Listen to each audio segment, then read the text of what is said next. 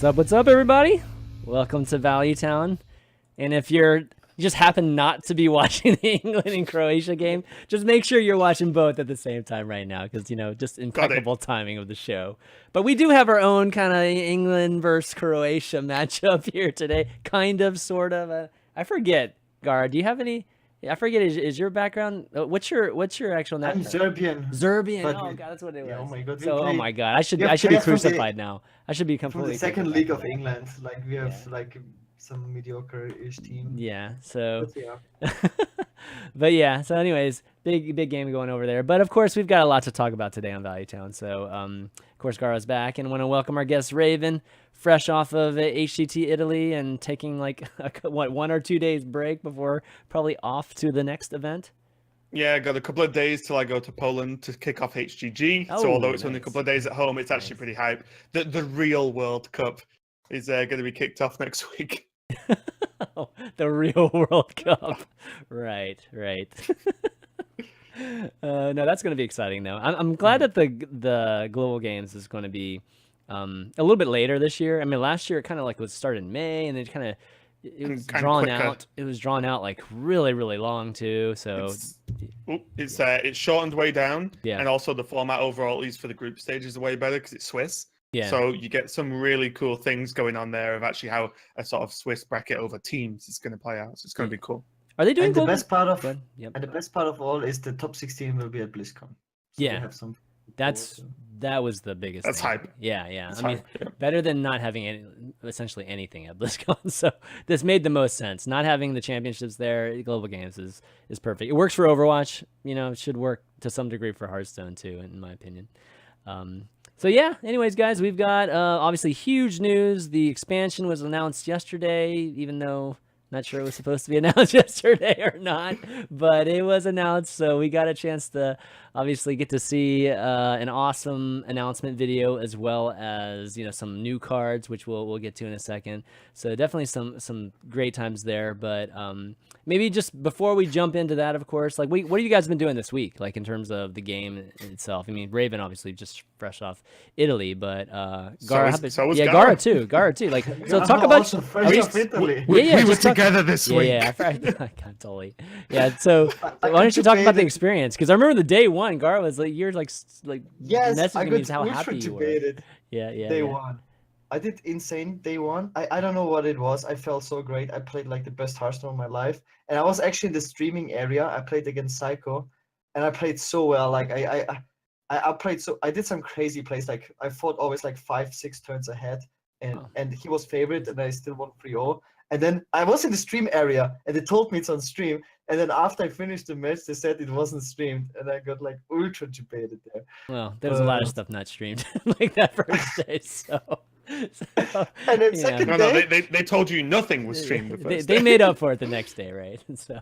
And then for some reason, I'm cursed. Like all my games on stream lately, I lose. So the second day, I was again in the stream area, but this time I was on stream, and I played against Amnesiac.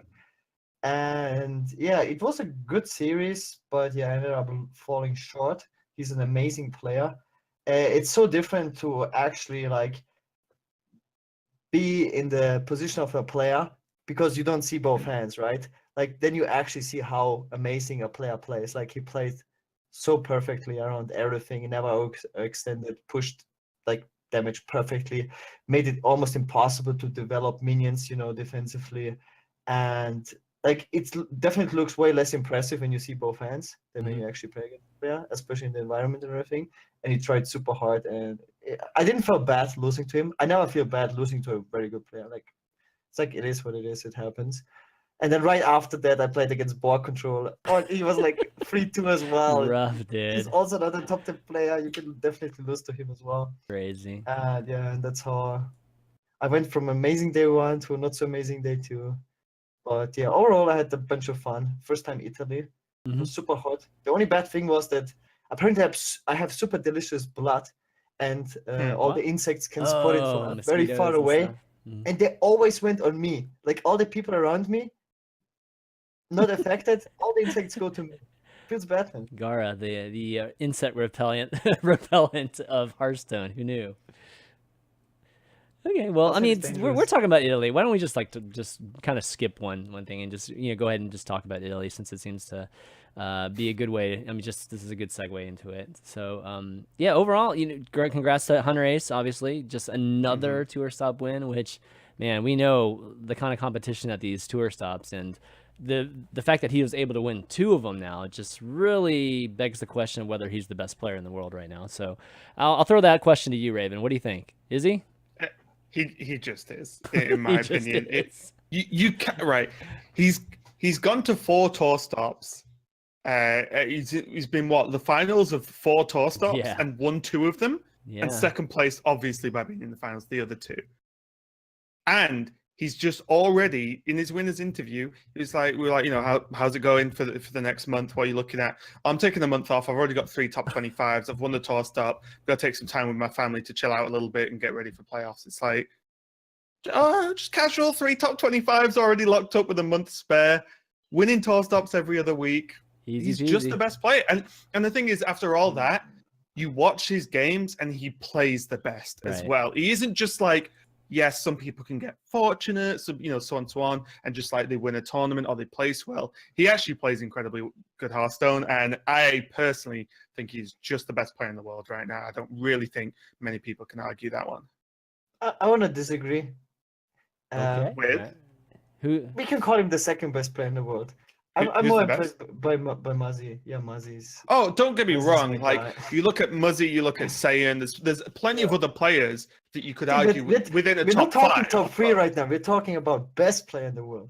So my vote goes to Muzzy. I think he's insane. So I mean, okay, we could go on there, but Hey, the only we're point talking I'll a second. raise, The only point I'll raise is like it depends how you define best, right? Yeah. Because do you define best by people who just win more tournaments? Is that best? Is best actual play? Is best performance over time? You can rate all these, and don't get me wrong, if I wasn't picking Hunter Ace as the best player, Muzzy is quite easily in that conversation. I'm not saying like anyone else. So Muzzy for you second right now. I mean, yeah, I'd probably put Muzzy second, at worst top 3 at worst. I mean, Saiyan's had 2 top 4 Saiyan finishes. is also one that we were discussing the at other least day 2 as top well. 4 finishes. I might even be wrong. Like, I mean, there might even be more finished. I mean, I had to look at his overall, but I know for sure he's made semis twice now. So, but Hunter Ace is the best performing player in the world, right? Yes, yeah. he is. That's a nice way too. I mean, we had Bunny Hopper last week on here, so there's a lot of people I think to talk about in terms. I mean, of Akawanda has one of the best records over years. Yeah, Akawanda actually has one of the awesome. best records. It's actually incredible Of all time. He's topping top 16 since 2014, and he keeps doing It's it. incredible. Yeah, he's actually the most consistent player in the world. He's like the probably. Touré of Europe. Like, wait, who was it? Wait, so oh my gosh, I can't believe I forgot this. Could Akawanda actually it was be so the funny. most consistent player in the world? Potentially, but it's actually insane since 2014. I think it was Sunday. Was it Sunday or Saturday at Italy? Right. Me and Sottle are sat just watching the stream game because we're not casting it, and Akawanda's playing. Who did he play in top 8? Or was it top 16? Casey. Oh, it was Casey, right? Yeah. So Casey. Akawanda was down 1-2, right? Casey's playing Rogue, and he's super far ahead. And Sottle's like, "Oh yeah, good job, Casey." Yeah, because complexity, so on and so on. And I looked, I was like, Sottle, you do know this is Akawanda, and he's probably just going to win somehow. He's like, no, come on. And he looked 5 minutes later, Akawanda wins the series 3-2. And I'm like, I told you, he just wins. It's crazy. We actually discussed this because Akawanda is actually insane, like his performance. And what does he do different than most other top players is have fun. It seems like nothing affects him mentally. No matter how bad the situation, no matter what environment, no matter what, he always seems to be like having fun, like you said. It's actually crazy. It's amazing no matter if he's 0-2 behind. It's amazing what having fun can do for you, isn't it? Yep. Yeah. More players should try that. I know, less complaining, more actually enjoying the game you play.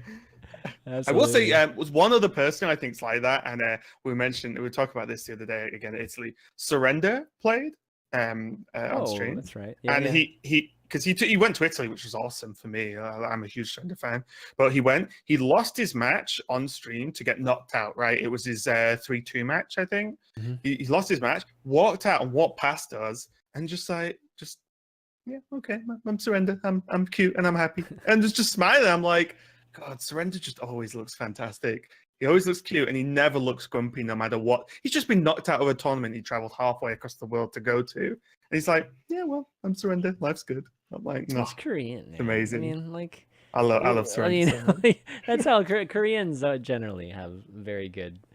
They handle matches, good or bad, in a very tempered manner. So, yeah. So here's the breakdown of the I guess the top 16, or is it 32 in here? Yeah, 32. Old Guardian posted a nice summary recap again this event. So see Summer Ace first, Vardu second, Swids and Just Saying third and fourth. Tempestorm had a good week. Like Muzzy being in top 8 too. And Muzzy and Sane faced each other twice. Yeah, Yeah. which is. And I cast the first time with Jackie. And they still made this to both I the think, top 16. How did that? I think the first match between them was 2.5 hours. Like it was What? nuts. Yeah, I'll give a shout out The though as first well. one was Just a few 2.5 hours. I think so. Yeah, Holy Jackie crap. cast it. I'll give a shout out to a few other players as well though, because like Boston is a player I keep just saying time and he's time really again. Like, guys, Boston's really good. It's a matter of time until he, like really sort of goes crazy. And also Faeli. Like Faeli's been super consistent this year as well. Yeah. He's been in a lot of top cuts for tournaments. So Is shout out to Faeli those Italian? guys. Is he Italian? Faeli? No, Yeah. he's Czech. I Oh, he's think. Is Czech. he- Okay, Wait, okay. I'm gonna sound terrible now. Oh, I okay. don't think he's Czech. Okay, I suck. But what he is good at Hearthstone. Okay, So- there you go. As long as we know he's good at Hearthstone. I could probably name like 100 players from Europe Boston's that in the could chat. win a tournament, and I'm not even exagerating.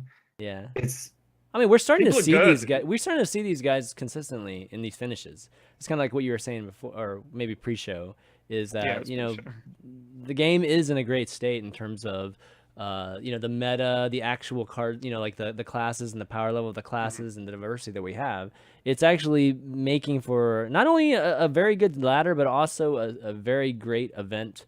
Meta, and so It's a sick tournament meta right now. It is so cool.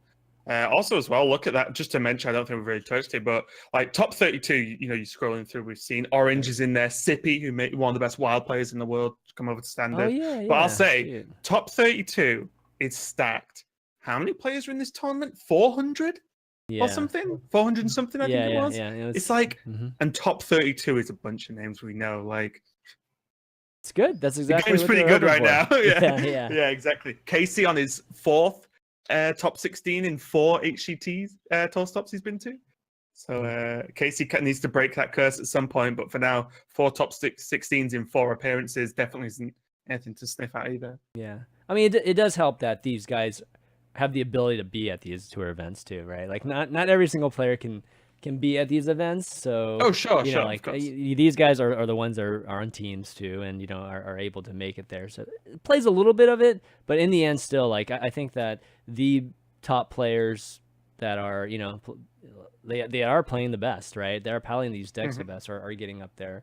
Obviously, lineups play a big role too. Important, yeah, lineups play a huge role right now too. But of course, when we get up there, we're not disappointed by how these like most of these guys play once they get there. So, it's definitely another great tournament from that standpoint. From the players' standpoint, great tournament.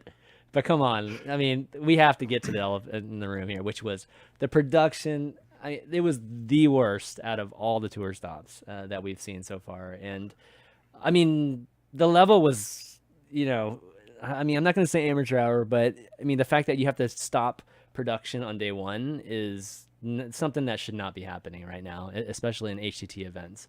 So, Raven, you were behind the scenes, obviously, for this.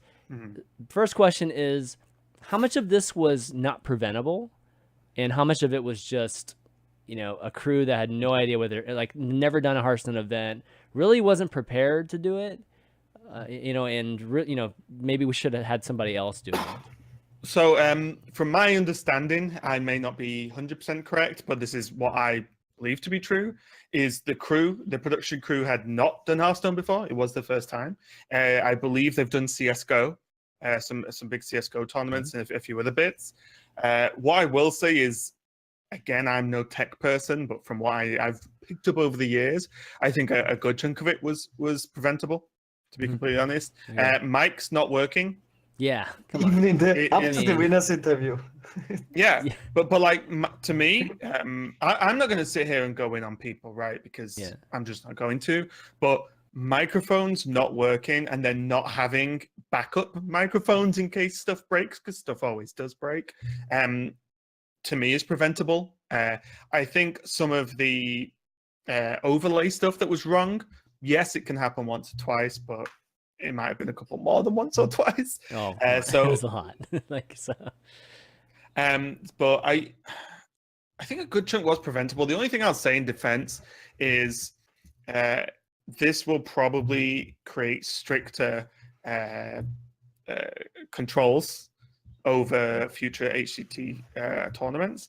And what I will say though is maybe a silver lining to a certain extent is any company's first try at a Hearthstone tournament. Hearthstone runs like no other esport. It's very different. So their first try might not be perfect or might not even be close, as we've seen in some tournaments. But hopefully they want to run again because we do want to keep going with a lot of events. And hopefully second time they nail it down, because I know the casters have all given feedback to production and to Blizzard. I will say the guys from Blizzard who were at the event were really good. They dove on issues faster than you would believe. It's just some things, unfortunately, take a lot longer amount of time. And the issues led to the day being cut short because also the venue, I believe, had a hard kickout time of 11 p.m., which meant because of the issues delaying the rounds, the rounds couldn't get there safely because what... Oh, so the what event itself just ended early too. Like So it should have been 4 rounds day 1, 5 rounds day 2. Right, and that's actually a pretty good Swiss couple of days. That's pretty fair. Solid day. But with it delayed, what we did not want to do was start a round and not be able to finish it because they kicked us out. Because that is a bigger disaster than playing an extra round the day after, in my opinion. Like that is, you do not stop a round halfway through due to whatever reason. But a lot of the issues were preventable, like I said, as a commentator, and as to listen and be involved of mics not working and us not realizing the mics weren't working, as unfortunately Falcone, I think, bore the biggest brunt of that, as he cast most of a series and most of his time his mic was not live, which was bad. I will say that the team did work on it and tried to improve it, and it, however much it may not have been top production standard, it worked more or less day 2 and 3. So we got something going. And also one last positive, to end on a positive on my review, is that they actually hired 6 casters, which is a very big deal to us, because you look at DreamHack, which is just as many rounds of Swiss, they effectively hire 3 casters. And those are extremely tiring, long days for obviously the players, but for the casters too. And hiring more casters and doing, say, like the analyst desk side or the analyst sofa, I guess you can call it, the love seat, as we named it. That is good stuff, good ideas, right? The execution wasn't there, but 6 casters with like time to look over round scores, look at some stats of win rates of decks and classes throughout the tournament. That is great. Like I will do that every single event, but the fact that they hired enough of us and they wanted to do stuff like that was a positive. The execution just wasn't there this time. Yeah, Jackie was great too. Like I think his first event, doing just casting, or I guess what was his official role? I mean, he was officially a caster. He was officially a caster, right? Yeah, I thought he was. I cast too. It looks fun. I like talking Hearthstone. It's true. I don't know what would have been more frustrating for you, Gaara, to play on the Friday or to be a caster on the Friday.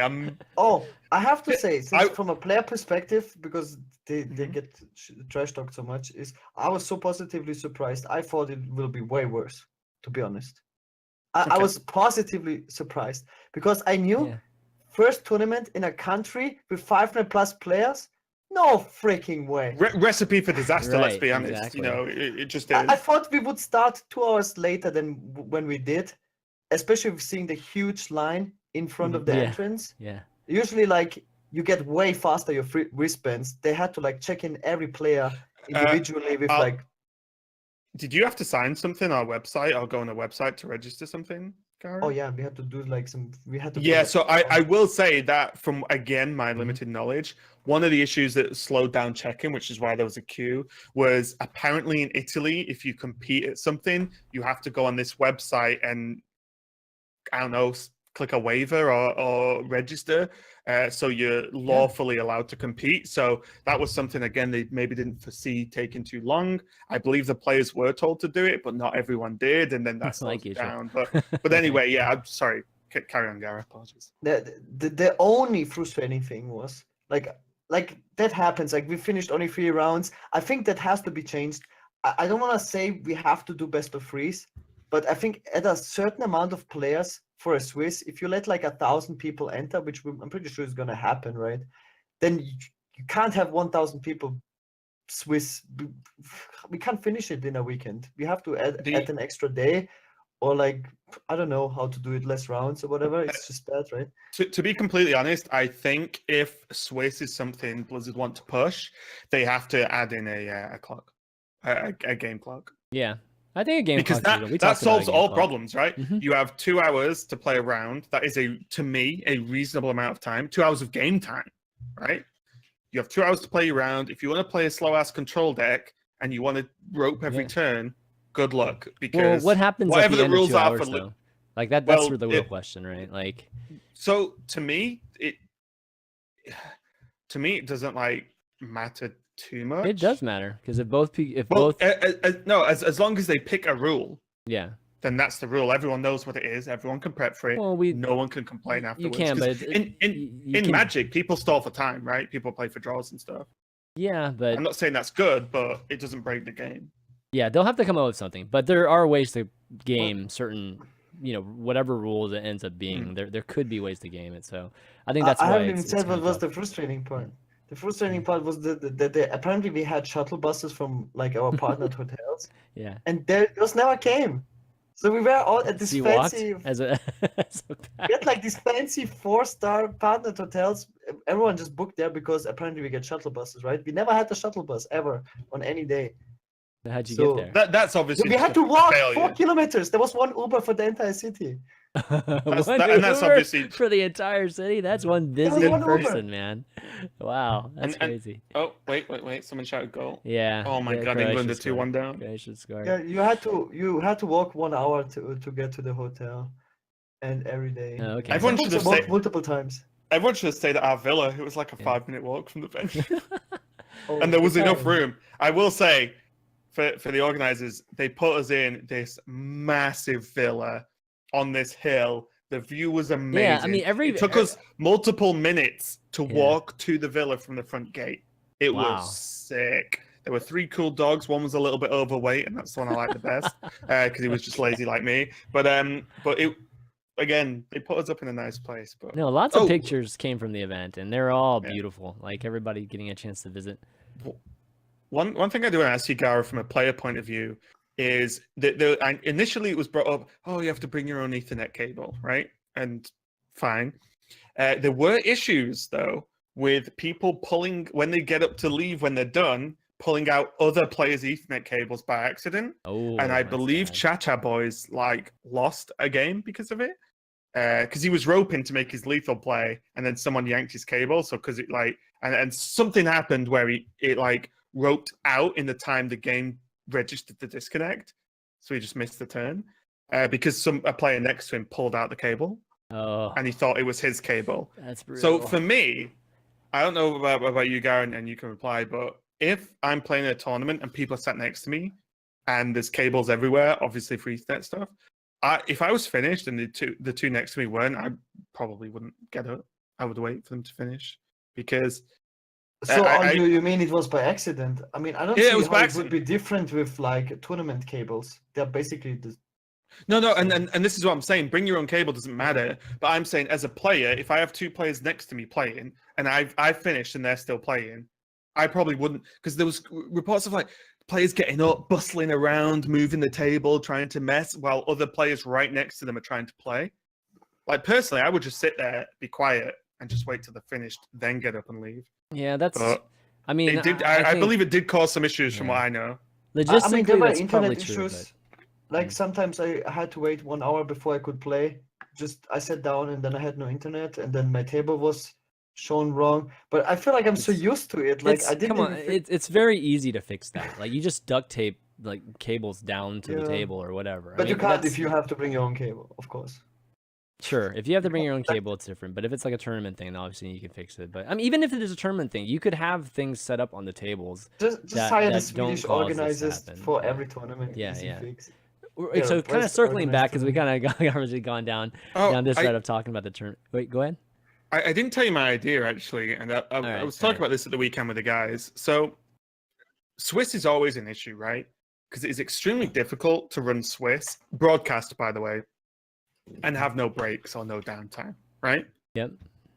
Would you guys still think people would watch a Swiss tournament if it was literally all the players had spectate on? Obviously, there'd have to be some form of rule of if there's more than one, if you caught with more than one Right. spectator, or whatever, you're not allowed friendly spectators. It's official spectators, right? And instead of us having like 2 stream matches that are set up ready to go, we all watch a match, and as soon as the match is over, we just spectate a different match and just chain until the round's over. Like, it wouldn't be as flashy because there wouldn't be pre-built images done and tons of flashy stuff, but that would just be straight up Hearthstone all the way through. It's like that'd rat be pretty race, sick to then you me. mean kind of thing where you just There like has switch to it kind from of, yeah. game to game to game. I Yeah, think that's it's better fine. than 40-minute breaks. I agree. Like, Oh, yeah. you Oh, sacrifice obviously. fancy production, but I would rather chill on a couch and just talk about rounds and like matches and matches and matches. I think it's great because I think then it creates like an actual different phase in the event, right? So you have like Yeah. the early rounds, which is a unique production in itself, and then you have the later rounds, which is more of the traditional thing that we've seen. And it yeah, makes works. Swiss, it Mm-hmm. makes the Grand Prix feel different, say offline to online qualifiers and Sure. so on, because you have that moment, like you just said, where Swiss rounds, casters sit on a couch or whatever, get comfortable, because let's be honest, we're all there for 12 hours a day. Like we sat down ready for a long day of casting Hearthstone, and we just check in on matches. Obviously, we cast a whole match before we move on. But like, okay, this match is done. Let's go see what Gaara's up to. Click, spectate Gaara, go. That'd be Yeah. pretty I cool. felt it's so funny because not just that, I felt like when I was backstage, we had to randomly wait for like half an hour and absolutely do nothing. And There there's is a like reason for that. Yeah, but I mean, like, what I'm trying to say is that you could just have the time to interview players and show that. I don't know, like, it doesn't seem that difficult for me. Like, there was so much downtime, right, between games, that you could have just shown random things. Like, your idea is to show random games, which is fine too.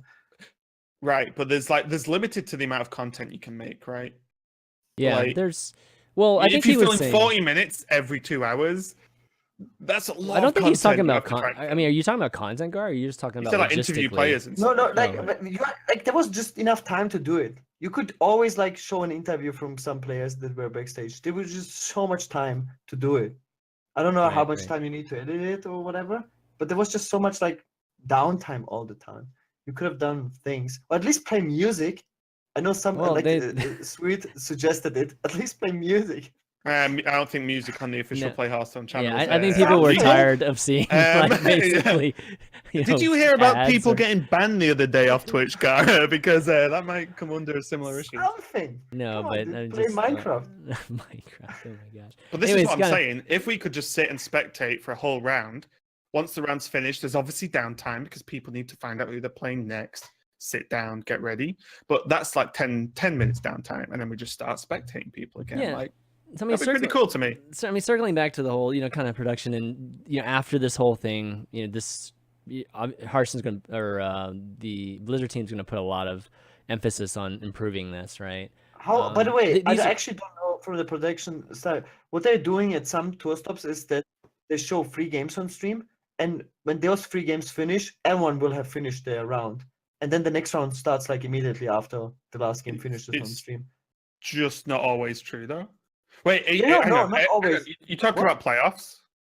And not players. I think it was in tours where they showed free games. They choose like free games that will be on stream, and every match will be 100% finished before the So- last game on stream so- finishes. So the issue with that is that to do that, you have to space out the starting of the 1, 2, and 3 games. Yeah.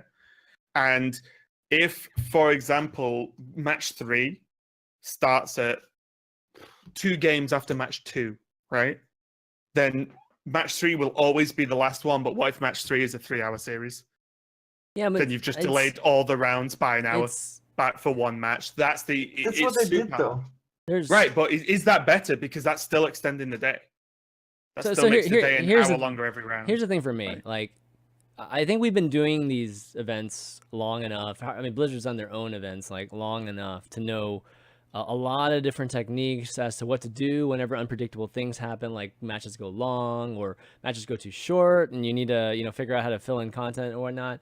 And I think right now it's just an issue of we're not using that knowledge like across the board. We're not sharing that knowledge. I mean, there's obviously no required format or standard for all these events to do whatever would do their events. And I'm not saying that we should necessarily force like Blizzard should go in and literally force every single event to be exactly the same, but there needs to be a lot more like sharing of knowledge, like like the production team for instance with this. I mean, there's no reason why the production team shouldn't have been gotten up to speed with just like potential pitfalls and all these things. I mean, forget about the mics and stuff. That's I'm not unexplainable about all that other stuff.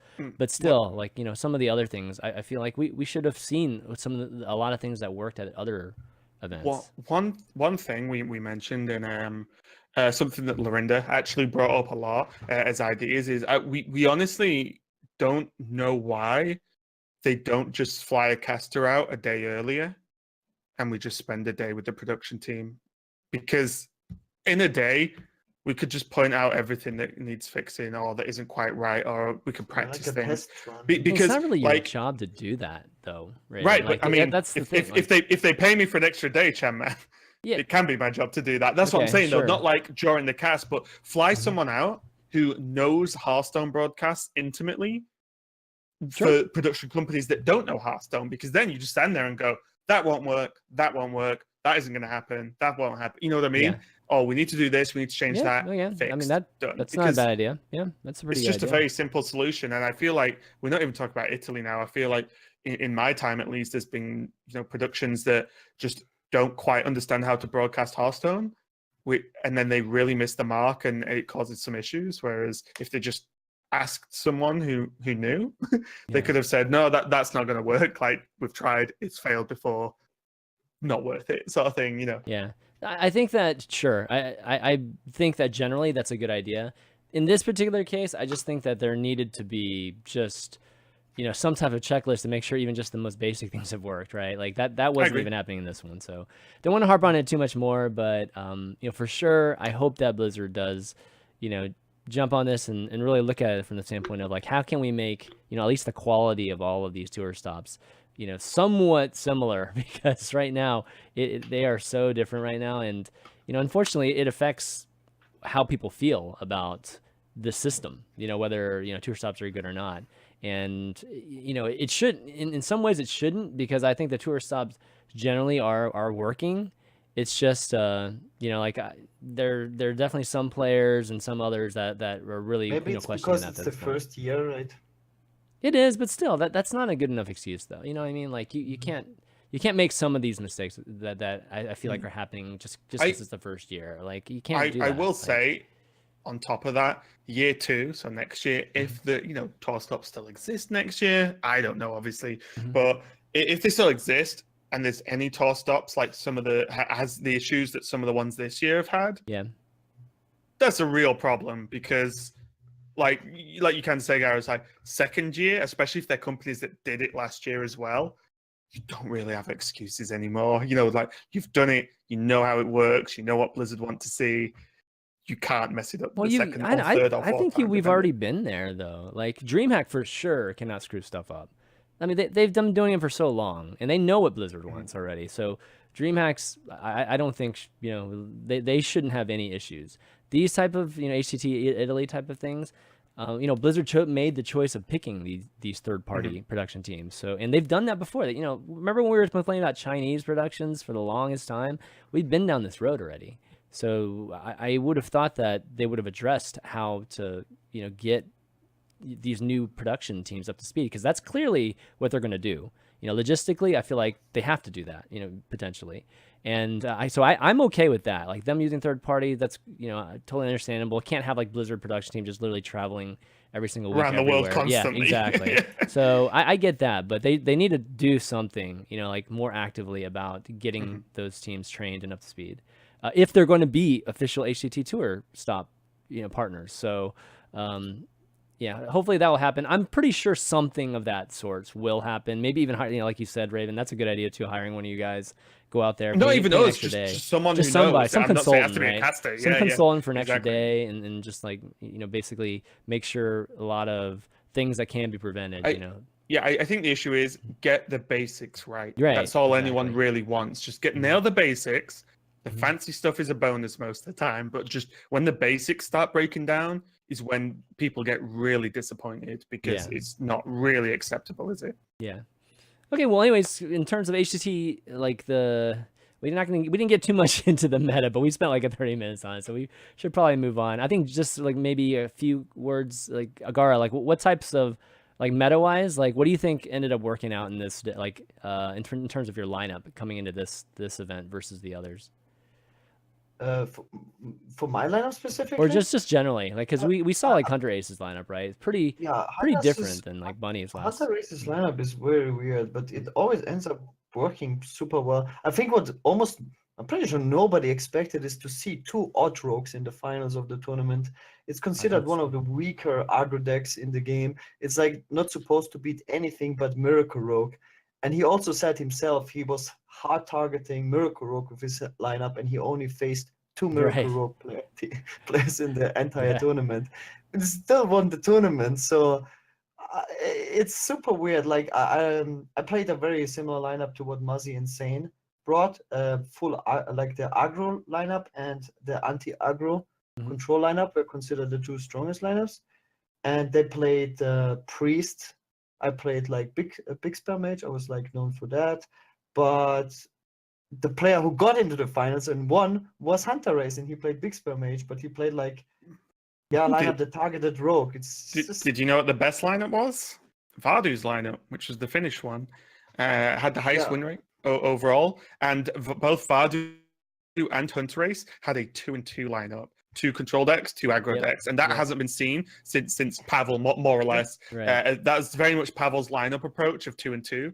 Everyone's been, I'm targeting this one deck super hard, or go all control, or go all aggro. Both players in the final, which includes the lineup that had the highest win rate across all of the matches, was a 2 and 2 lineup. So I think we're going to see that going forward a lot more. And the best performing deck was Odd Rogue, which is like the weirdest thing of all the stats. It's like ladder right now, man. We're seeing a lot, at least outside of Legends, like a ton of odd rogue right now. It might be because of also as well, tournament. Like best performing decks are a little bit ropey to look at as well, because we put best performing class on screen during the tournament, and it was like always the class with one of the lowest games played, because obviously your percentage of course. looks better. So like Shaman, for example, by the end of day 2, I think I had like 2,000 Shaman games.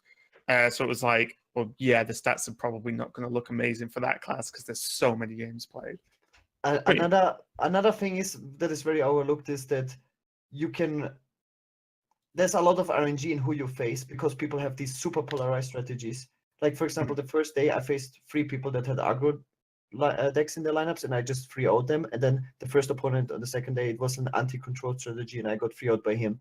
So you really have to dodge people that hard counter you if you want to make it far. That's why I'm wondering, like, is that why the 2 and 2 lineups did so well? Because it's not an extreme hard counter if you've got decks that can grab a win and decks that are slightly less favored. It's just a more all-rounder for a pool of so many players in the Swiss. It might just be the safer play overall, Yeah, could be. We still have to wait till the end of the year. Like, it's still like a relatively low sample size, right? It's going to be a lot different here in a month, so it's going to be crazy different. That's true as well. So, I think this is winding down. Obviously the end of this expansion and what this meta is, but it's just crazy that literally every single week we see a different type of lineup that does well. And like last week it was Killing All Day's crazy aggressive one, even though Bunny Harbor ended up winning with his, but it was still like, the all aggressive deck seems to be the thing that had the advantage over everybody else going into the last rounds of the tournament. And then now we're seeing a hybrid. Basically that's the approach to win this one. So really, really great. It's awesome. The most shocking thing was definitely that suddenly Zoo appeared out of nowhere, though. Like suddenly everyone was playing Zoo. No, but Zoo didn't do well though. Like No, nobody brought it to the tournament yet because you had to submit decks 2 days before that. Sure. It popped out of nowhere and then suddenly was playing Zoo. Okay, well, anyways, so why don't we move on? And before we do, I just want to let everybody know that this episode is sponsored by ZipRecruiter. Those you're not familiar with ZipRecruiter, they are a job site, and hiring is a challenge right now, of course, but there's one place you can go where hiring is simple, fast, and smart, and a place where growing businesses connect to qualified candidates, and that, of course, is ZipRecruiter, and you can go to ZipRecruiter.com/valuetown right now. And what they do is whenever you post a job, it sends it over like 100 job websites. With just their boards or job postings. So you don't have to go to each of those 100 sites. You can just go to ZipRecruiter and it kind of curates it all for you. And because of this, right, like 80% of folks that are employers that actually post on ZipRecruiter find their quality candidates on the very first day, which is that's crazy. That's actually really, really impressive because even myself knowing, like, trying to find some contractors or whatever, it usually takes like a few days to do that. So 80%, what we call it, win rate, I guess, for this type of thing is like amazing. Win rate it's an awesome win rate. Can you imagine 80% in Hearthstone? So yeah, anyways, go check it out. With this result, it's no wonder that ZipRecruiter is the highest rated hiring site in America, and you can try it for free now if you go to ZipRecruiter.com/valuetown. And again, it's ZipRecruiter.com/VALUETOWN, and you can start for free right away. So ZipRecruiter, smartest way to hire, and give them a shout out too for sponsoring Valuetown. All right, so now we're going to talk about the big expansion, which I was not expecting to. I was expecting to like barely miss some type of announcement this week and have to like figure out, do we do some quick show, me and Gaara, to talk about it? So you're saying it was you who leaked it? It was me who leaked it. You needed content for value. Exactly. Someone was like uploading, and he's like, damn, dude, I need some content. We got nothing to talk about this week. Exactly. No. Release the expansion. Yeah, release. I wish I had that power. That would be amazing. No. But yeah, so the Boomsday Project is the new expansion that's going to be happening in August, and this was a surprise to everybody. This got leaked apparently on their YouTube channel, and they just had to obviously accelerate a bunch of this announcement and PR and everything. And I think they did a good job given what ended up happening. So they ended up posting this. Of course, the YouTube video with Dave Kozak. I mean, let's talk about that video first because no. Well, you don't want to talk about this video? Why? That was so cringe. That video was actually magnificent. I'm being serious. I think this video was extraordinary. $2 million production, though. Yeah. It was amazing. What? You didn't like this video, Gaara? Really? No, it was like, I don't know. It was satire. It was meant to be like that, right? Like, it was meant to be like bad. Maybe I'm just missing Ben Broad. I don't know. So, okay, so that's very interesting, right? Because something that I was discussing with like the casters, a few other people, the announcement video, and one of the things that came up was like this video shows that Team 5 can continue without Broad and still pull it off. I agree. Because this video, I think, was absolutely fucking great. Like, honestly, dude, I thought it was amazing. It was like 100x better than anything they've ever done. Yeah. And they were already improving with their video production, the last expansion. But this was like, another level, like TV. It was like watching Good Eats. I don't know if you've ever watched Good Eats on.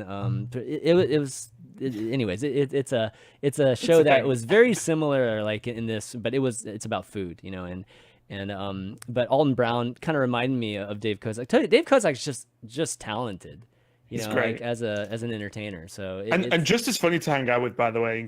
I can imagine. You guys are wondering, he's actually just the same.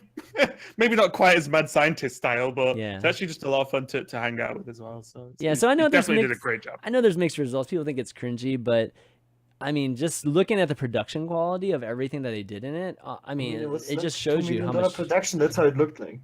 What now? It was like a $2 million production. Yeah, That's how seriously, it looked like. it was. It looked like Also, a TV show-ish type of, like an episode Also of a the TV show. the thing that's super excited to at me, I don't know if you can like fast forward to the end Sure. just for a little bit, Yeah, Chairman, yeah, on that. sure. But like the animated part at the end Oh, was yeah, like, yeah, yeah. wait, Dude. are we getting It's animation? like Rick and Morty type Like, of this is thing. sick. Yeah, dude. It Look at this. I'm like, yes. Oh, so good, man. Make a So show. good. The Netherstorm Oh. too. That was so good. Yeah. Oh man. It's like I was like, Stranger wait, Things. is this just going to be a show? Because if so, sign me up. I'm in. It looks great. Yeah, that it is said by to be far the continued. most impressive thing that I think they've done in terms of this kind of content. And I mean that includes like the crazy animated Pixar looking thing too, right? They've done, but this is another level. The writing was great, and just their understanding of the community and doing this, I think, was living up to expectations because they had. I mean, they had to basically figure out how to do this without Broad, and everybody's expectation that this is going to suck without Broad, and this was awesome. Also, as well, just in case people don't know, every person in that video is a member of Team 5. None of them are actors. Just in case you don't realize. But yeah. I mean, it was Dave carrying. I mean, the other people were just but there was like regular people. There was like there was 4 or 5 other people, but I'm just saying they were all in Team 5. It wasn't him and some actors or something random. Like, because the thing with Uther in it, right? Like they were actually actors, I think. Yeah. Yeah. What was it? I can't remember what it's called. The Uther, the thing with the printer and stuff in the office. Yeah, the office stuff. The Jaina I'm pretty sure they were actors, whereas these were like just Blizzard staff, and that at least made it funnier to me. But yeah. So, anyways, they started out with this video. This is probably the video that got leaked too, I believe. And then in it, they did hint at a few. They showed us just cards, and they explained that the new mechanics that are in it. They did like show briefly some here, like this card, this. When they were showing the Shaman card, right before the Shaman card, they kind of like leaked, or we saw a quick preview of another card. It's Dr. Boom, the warrior hero. Oh, was it actually Dr. Boom? Okay, I didn't actually pause it there. Okay. It's the warriors getting a new hero like Hagatha, Knights, and it's literally Dr. Boom, so that's going to be pretty exciting. So Dr. Boom is back, which is in a different state, which is really cool. And then of course they announced these 5 cards, which I was going to show a little bit bigger here. Sorry, was there like a release date? Is there an official release date? No, there's no official release date. The release date never happens until like. I think usually they announce expansions like on the 16th, so I think it should have happened like next week. Also as well, I will say the pre-order says the packs become available early August. Yeah. So there's a ballpark, like the first, second week of August. This is normal though. They never tell us the exact date until like literally a week before, pretty much. But some of the other details in the announcement were the bundles. So they're offering another pre-order bundle. They actually have 2 of them this time around, and they changed it up. The really good bundle, which used to give us like 20 extra packs in the last the Witchwood expansion. This time they're going to give us a golden legendary, like of our choice, right? I think we can choose. No wait. Way. I think it's random. Is it random? Way. Okay, yeah, it's random. Sorry, I don't know why. Golden legendary. Yeah. Of our golden legendary from the set. From the set. Yeah. Just to really be. I said it's by choice. It was still random as to what you're going to get, but you get that basically instead of the 20 packs. Also, you get the Mega Drax's hero, which some folks who were already like Savitz, I think, was probably the first to show on stream yesterday. I bought that instantly. It's pretty sweet. It's definitely pretty sweet. So a lot of people, are wishing that we had the 20 packs. I think I'm in the same bucket. I think the 20 packs is much more useful to folks than just getting a random legendary, because sometimes legendaries suck, right? So. I think getting more chances at epics and things like that. I will say the random golden legendary allows you to craft any legendary you want, right? Oh, I guess if you sell it, and then you can pick a legendary, which is actually very worth. Imagine pre-expansion, you could just pick to have Baku or Gen. Sure, 100%. Like that's it's something. I think people might have blown this a little bit out of proportion because I've seen a lot of complaints. I mean, if the legends are super good, if they're crazy good, $100. That's the main complaint. Well, it's $80, right? I think it's $80. No, it's 80 euros for me, which is 100. No, that's the Mecha Drax. This one is 80, right? Yeah. Well, let's look. I mean, it's just like I show you to you. Did they really make it for Europe that they they copied the $80 to 80 I think euros. so. This is what they've done in This the is past. so Look, bad. this is what happened before. Remember, we talked about this whole currency thing, right? Like they did Yeah, that. that's like, yeah. So it is the same. it's So not it's the much same. cheaper. It's much cheaper here in the U.S. than it is in Dude, Europe. All right, it's hang on. It should be 68 euros and 52. Oh, is it? Okay, cent, okay. I guess. Okay, Well, no, it's- no, it's as in, no, huge. wait. That's what the current conversion Okay. is. So what does it look like Yeah, for yeah. you? I actually don't know what it looks like in Europe. for me it's $100. Is it? It is 80 It's 80 euros yeah. for you? Oh wow. Yeah. On okay. every server, yeah. That's not good. They shouldn't have so done that. expensive. They really And I should have have to done that. buy it. And this is not the minimum. This is like I have Yeah. to buy more packs, so I Man, have to spend like You're get 600 screwed in euros. everything but qualifiers, man. With We- pre-order. we were just With talking pre-order, I have about to spend that. 600.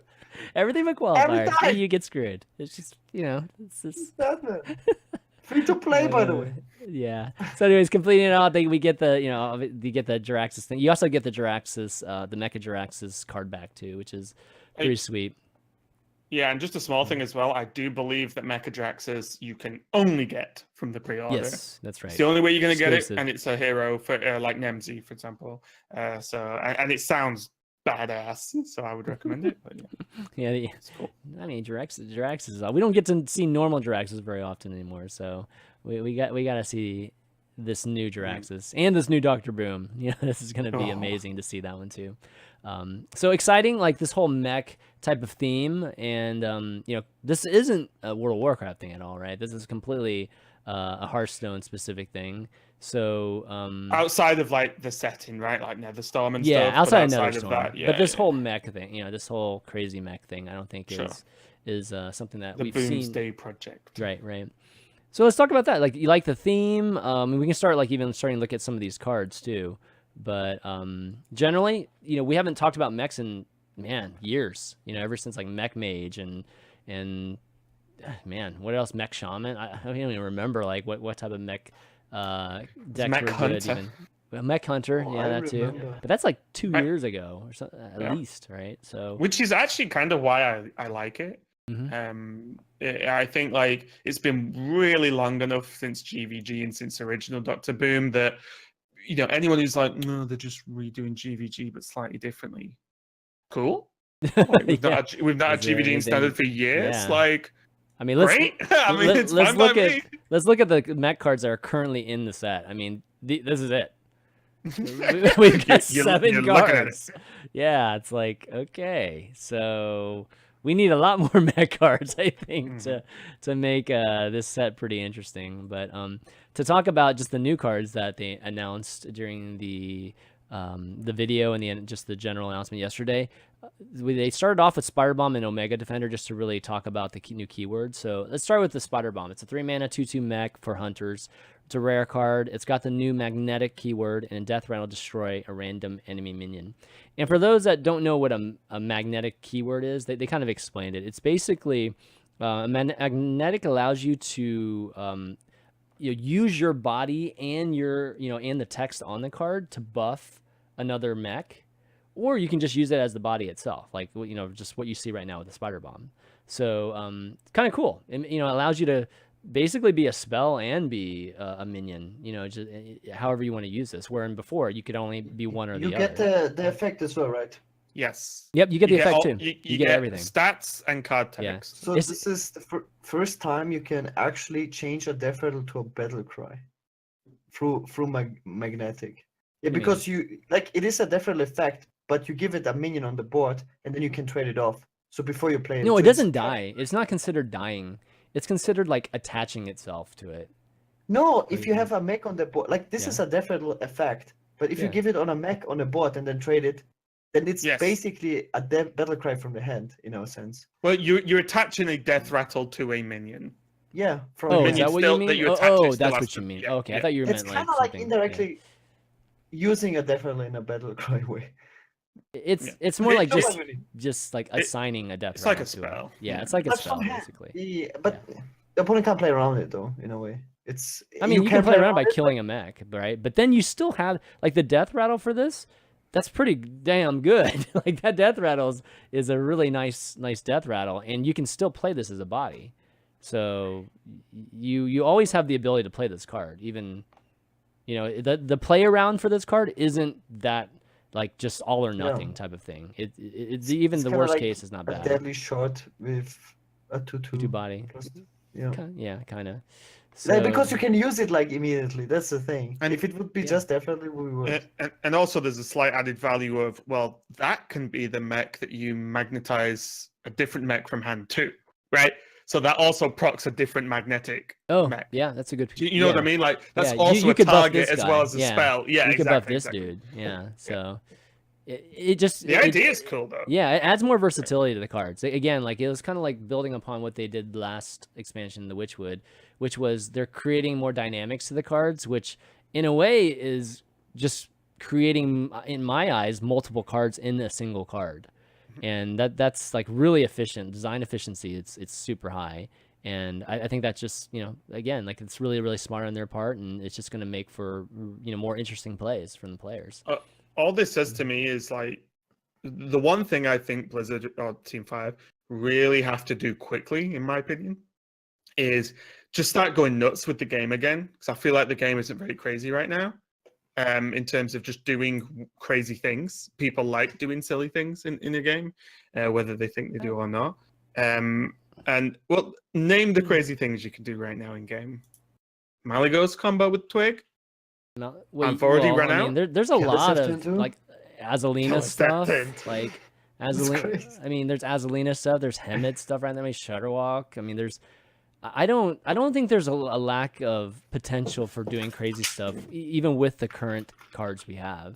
Yeah, So I think for me, there's only like quite in that same bucket there. Yeah, I mean, for me, there's only like 2 or 3 cool things you can do in the game right now, as in like crazy cool. There's a lot of cool things, but this like is just giving us options, right? Yeah. Do you want this as a minion? Do you want this to attach something for a buff? Does this get you lethal? Does this kill a certain minion? Do you save this for later on when there's a bigger minion to kill? Like, options is always fantastic. And if more cards come out like this is looking pretty cool. Yeah, this isn't crazy, in my opinion. Like, I actually think this is great. Like, this is, like, not something that's going to do something huge. This is a removal card that's just been masked in a body, or like a choose one body or spell type of thing, Sure, I'm just talking about the cool. mechanic more than anything. Yeah. What if there's a magnetic attached like rocket launchers to your chicken or something, and then oh my god, deals like X that. Oh, you know what I mean though? Like they could literally make a battle cry or death rattle do all sorts of crazy stuff, right? Yeah, sure.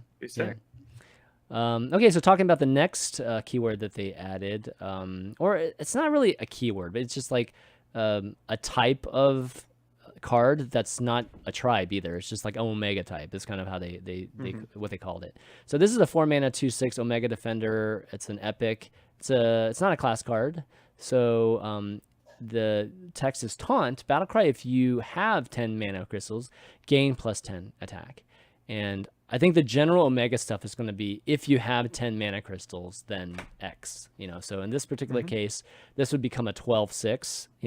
If you reach 10 mana, but you only spend 4 though, right? Like, you're not spending 10, you're just spending 4 mana, and you're going to get a 12/6. So it's one of those things that it's clearly better to play this later. And in the past, in Hearthstone, one of these type of cards would just be completely unplayable early game. But this card's a 2/6 taunt early game, which you could use in Taunt Warrior. I mean, there's a lot of different ways you could use taunt, and even just the most basic, which is anti-aggro. So yeah, thoughts on Omega and this card generally, Gaara? I talked about this quickly on my stream with Frozen. It's just a card. It will not be good enough to be played in a deck, just because it's too bad on curve. Because we have all this power creep, you can't underestimate the cards we have to play right now to be good enough. But it will definitely see a lot of play from Stonehill Defender. You will discover this card a lot because there's a lot of bad outcomes. Good point. And this is one insane outcome from Stonehill Defender. It's just a good free card, right? Yeah. I mean, the 6 damage at late game isn't so hard to remove, right? But 12, anything with 12 threat is pretty awesome. Like, you wouldn't play it in your deck, but if you discover it from Stonehill, it's absolutely insane. Yeah. Okay. And it's not good enough for 200, for instance. I do like Omega though. It's pretty cool. I hopefully maybe there's an Omega legendary that does something like it's like a 1-mana 1/1 chicken or something, but then like it Omegas to like You mecha know chicken. it will be, dude. You know Like, it. no, totally yeah, like will no, be. I'm being serious. Like I know. Omegas to like I am mecha too. chicken, and it Yeah. just blows the It's board Voltron up. Like, chicken or something. Yeah. Yeah. It plays cool music. It comes in riding like a hoverboard or something Oh, whilst playing the God. guitar. Like it would be That'd so be sick. awesome. But I do like, again, it's just like more things to consider, more things to think about. It does worry me that Omegas just leans towards Druid. Like every single time, because Omega's going to be at 10 mana. Guess who gets to 10 mana in the blink of an eye? So it worries me that just the Omega cards are just going to be best in Druid, like flat. I'm not saying they'll all be played, but the ones that are played are just so much better in a Druid deck than anything else. It really just depends on what, like, if it's going to be, I mean, I know they're all not going to be exactly like this, but let's just say it is basically just manipulating stats. I don't think it's that powerful, actually, if it's just manipulating, body stats. Because everything that we would want, even like in a big Druid right now, they all have these crazy dynamic text, that does super cool, awesome shit, So I don't consider this in that same boat. And would I give this up for, like a Lich King or, one of the dragons or the Hatcher or any of that stuff that's happening like in a huge Druid like that? Or even just like Malleus and, all that stuff, right? No, I wouldn't. Like, it's just a big body that, you can, maybe BGH comes back, just like there's removal. I mean, even the Spider Bomb like removes like these kind of body things. It is easily. weird. It's not a mech though. Like, I wonder if they tested whether the Omega stuff should be a mech, and they were like, "No, this is way too OP." You know what I mean? Because then it's this card plus a tribe. Is that just? I'm guessing that. Well, I mean, just like, you could put Spider Bombs on this. I mean, I'm just saying, like, it would probably be scary, right? Yeah. Like, if it was a tribe. So that's probably why it isn't, because it's very clearly a mech. Like, it's literally a goblin in a mech right now, but whatever. Yeah. So, I think pretty interesting concept. We'll see what happens there. Then they announced just a straight class card, Shaman Legendary. That's a 3-mana 3/3 elemental. Elemental obviously working pretty well with Shaman. Battlecry, your next spell this turn casts twice. So that's very, very interesting, given that. Like first things that go through your mind are, volcanoing twice, or lava bursting in the face twice, or like all kinds of crazy healing rain twice. It's pretty amazing. The only thing about targeted is it's random targets, right? I believe sure. Hearthstone confirmed it's random targets. So is Volcano. Is it random though, or is it the same target? I think it's random. The random would be horrific. But I think it would be the same target. Like, wait, so the second cast would be random? Oh, that's terrible. I believe so. No I don't think way. it's terrible though. Like, imagine Bloodlust. No, I think from a logic standpoint, it has to be the same target twice, right? Like no, Bloodlust isn't the target. Hex the hex. Bloodlust isn't target, right? So it's But that's what I'm saying. Like, play this and Bloodlust plus 6 attack to all your minions. That's good. This plus Healing Rain, really good. This plus Lightning Storm. This, all that still works. I just think that nothing we've had like this targets the same thing, right? Yeah. Well, something. So somebody in chat said that Blizzard confirmed it's the same target. Oh, okay. That wouldn't make any sense. Random. Like, for me at least, it wouldn't make it too much sense. Okay, cool. I mean, Shaman is the class of random targets already, and for the most part, or at least not specific play targets. this and hex your own guy. We get to hex. Well, hex is definitely not a good. Don't get me wrong. Like, I'm happy that it's the same target. Makes the card better. Well, hex, isn't better for this. Yeah, this card is insane. You might actually change Shadow Walk to like a semi-elemental list again, but there's so many. Oh yeah, it's an elemental too. Oh yeah, damn. you can do like you can play the buff card, and then you play it, and then you buff it +4/+4. Then you have suddenly 2 more elementals. 7/7, and then you get 2 elementals as well. Yeah, there's so many things you can do. It's super good. I'm just looking at Bloodlust, me. Like, that 8 mana, kill your opponent. Like, let's go. Like, that's insane. God, man. That is purely the reason why this card is also like odd, right? Because just to take it, just remove it as far away from buffs as like even Shaman can get. What about Farsight? I mean, you get double Farsight on.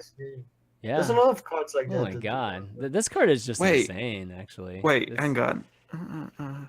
How much damage can you do with Doomhammer and Rock Weapon, Rock Biter. What do you mean? How much? That, I mean, you cast Rock Biter on your Doomhammer weapon, and Yeah. then that casts twice. That's +6. Then you can play your other one, which is another +3. Okay, so that's So 9. that's 9. So that's 11. So that's 22 from hand. Yeah. That's Yeah. pretty good. I'm Yeah. just saying that. Just random Wait, things. if at it the top casts of my twice, head. right? Like Rockbiter's how many? Rockbiter's 2 now, right? Isn't it? Or wait, how It's much? 2 mana. It's 2 mana, right? So it casts it twice. It uses your mana twice, right? Does So it? No. No, it can't do. Because this will cast it. It's the way like all the other castable minions work. The But it minion will casts the spell, overload not you. you. That's the only Oh. thing. I see. Okay, so Because, right. Lightning Storms, it will definitely overload you twice. but yeah, But I just mean like if it overloads you need twice, 3 it should use your mana twice, right? No, Oh. no, never like that. No, because Yogg used to overload you, right? And Yogg casted the spells, not you. Yeah. But I just see. mean like this +2 Oh, I Rock see. Biters is only 7 mana. I see. That's right. not and 3 cards. Okay. Okay. Sure. Sorry, plus the Yeah, Doom yeah, Hammer, yeah, of course. But yeah. that's like 22 from hand, and you can still fit in Lava Burst. It's like 26 from hand. It's not a hard I'm just combo saying that's either. pretty sick. It's No, that's what I'm saying. not a hard combo. Yeah. Well, okay. So you battle cry. So just next spell, just no matter how many turns it takes for you to actually cast that spell. Next spell that you do. No. Your next spell this turn. Oh, it has to be so this it turn, has to be yeah. this turn. Yeah. So if it has to be this turn, then you can't do that. I guess if you had Doomhammer already. Yeah, I'm that's- assuming you already have Yeah, Doom yeah, Hammer yeah, at this right, point. You right. don't do it all from hand, but like okay. Doom Hammer So with it's so like a many 2-turn charges plus combo. that. Yeah, it's like a 2-turn combo, right? That's pretty sick. Yeah. I feel like it will probably the most common way how this card will be used is something super low key, like you play this plus Lightning Bolt for 4 mana, and then you kill you just firebolt something for 1 mana, and then I think this will be like super common, like in the actual game. Or it's like there's a new Shaman Draw card, like a draw spell that you use this for, like an Ancestral Knowledge, like draw 4 Oh god. cards.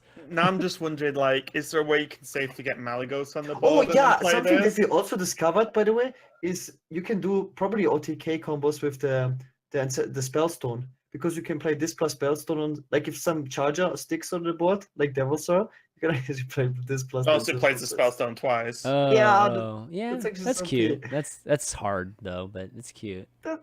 It's That's pretty super hard because the pretty Spellstone's hard. 7 mana. It's already hard to play the Like- Spellstone now. Like, Yeah. forget. It's so funny though. Oh, Ah. wait, hang on. So they just mentioned in chat, Murmuring Elemental plus this means your next 2 spells cast twice? Oh, geez. Maybe, it might not. It might be one of those I don't know things where about Blizz is that. like... It's like a cute. It depends how the stack works, right? Oh, Mm. wait, no, it won't work, will it?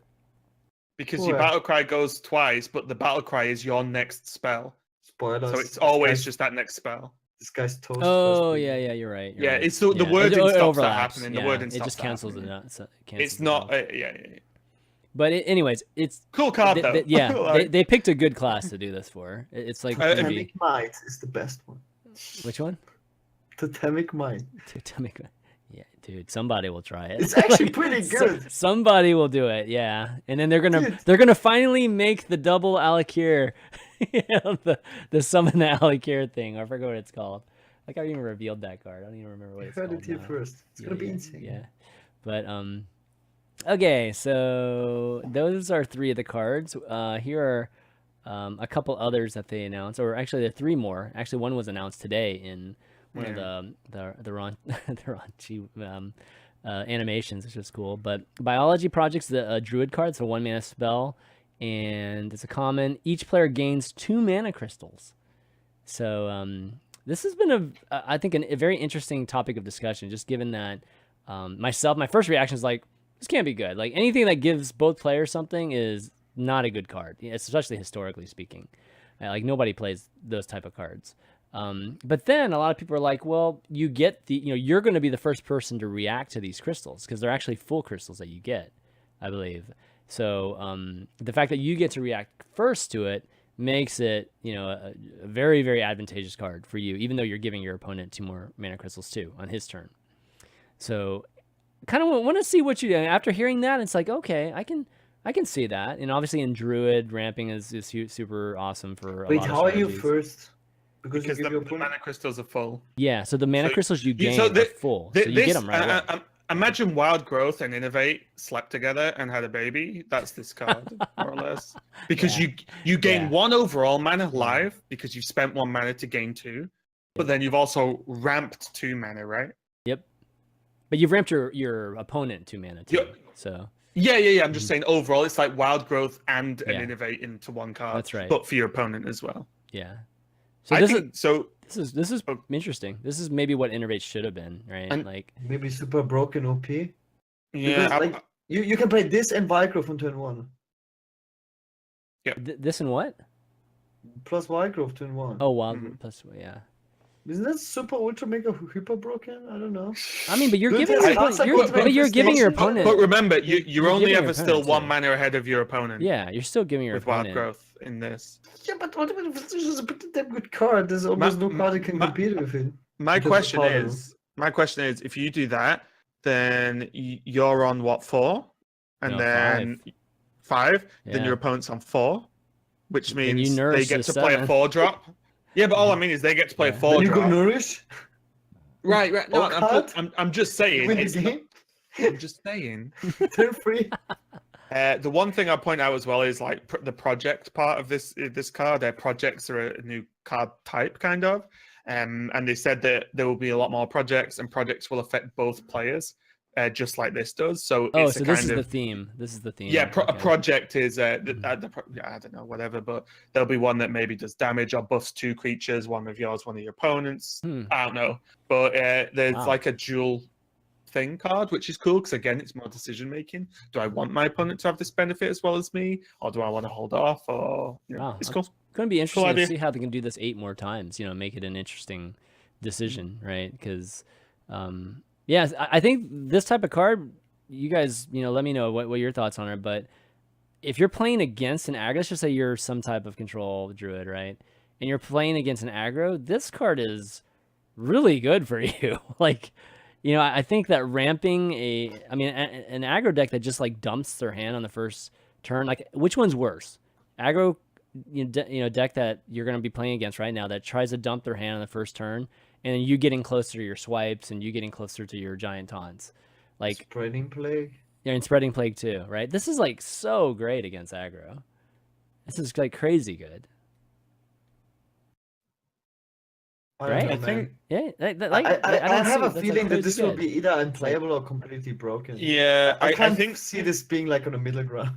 I think something we're not really looking at as well is like it only costs 1 mana to play. I know, so it's then you look at huge. stuff like Auctioneer and like Oh, I even don't know about that. Violet Teacher, their Violet yeah, Teacher Violet this Teacher's into cool. a buff. There's just a lot of things to consider with very cheap spells. You always have to remember cheap spells are super powerful because they're fucking cheap. Like And Druid ramps into more ramp. Like even if you Yeah, give your opponent I think that the fact that Druid had, when Innervate was +2, I think the fact that just Druid has the capability of doing +2, like regardless of what their opponent does, I think that is where it's just super strong. Like we're like too strong potentially. it's only +1 though, right? In terms of Innovate comparisons, it's the same as Innovate. I know, but 'Cause you old spend- Innervate. you I'm spend talking about 1 old mana to- Innervate, right? Yeah, Old but you spend Innervate- 1 mana to gain 2, which means you're only gaining 1. Yeah, but Yeah. it's really the ramping aspect of it, though. Yeah, That's yeah, like yeah, the sure, biggest sure. part, right? Like I think that the fact that we could do it in a turn and Innervate was already crazy broken in a huge strength of Druid just the lifetime until it was actually taken out or changed, nerfed. Now, I mean, we're bringing back that concept to Druid again, giving them the ability to do that again. And I mean, I think we're going to be in the same boat that we were, I think, with Innervate when it was pre-nerfed.